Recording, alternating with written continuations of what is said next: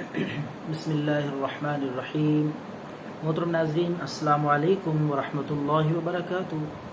ناظرین، اس چھوٹی سی ویڈیو میں بہت ہی قیمتی سادہ سا نسخہ ہے نوجوانوں کے لیے، اور خصوصاً وہ حضرات جو جنسی کمزوری، احتلام اور اسی طرح مردانہ مخصوص امراض میں مبتلا ہیں، ان کے لیے بہت ہی کارآمد نسخہ ہے، معیاری دیسی بے ضرر نسخہ۔ احتلام ہوتا ہو کثرت سے، جو کہ کمزوری کا باعث بنتا ہے اور جسمانی طور پہ بندے کو لاغر اور کمزور کر دیتا ہے، تو احتلام کا بہت ہی سادہ سا کامیاب آزمودہ تجربہ شدہ یہ نسخہ آپ کی خدمت میں پیش کر رہے ہیں۔ دو چیزیں ہیں اس میں، کوئی لمبا چوڑا یہ نسخہ نہیں ہے، بہت ہی آسان اور سستا معیاری۔ موچرس ایک دیسی دوا ہے جس کو سنبل کا گوند بھی کہتے ہیں، سنبل کی دوائی ہے، اس کا گوند موچرس 6 گرام آپ نے لینا ہے یہ دیسی دوائی۔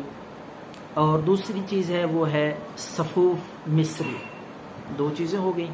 اب میں اس کو تیار کرنے کا، بنانے کا آپ کو طریقہ بتاتا ہوں۔ سب سے پہلے موچرس جو سنبل کا گوند ہے اس کو پہلے خشک کر کے اس کو کوٹ لیں، باریک پیس کے اس کا سفوف بنا لیں، کپڑ چھان کر کے، تاکہ وہ بالکل باریک چورن کی طرح ہو جائے۔ تو اس کے بعد آپ نے یہ چورن، یہ سفوف جو ہے 4 گرام سفوف مصری، اس میں یہ مکس کر لینا ہے اچھی طرح، تاکہ یہ دونوں چیزیں مکس ہو جائیں، یکجا ہو جائیں۔ یہ آپ کا نسخہ احتلام کے لیے، کمزوری کے لیے، منی پتلی ہو اس کے لیے بہترین سادہ سی چیز ہے، آزمودہ اور بے ضرر۔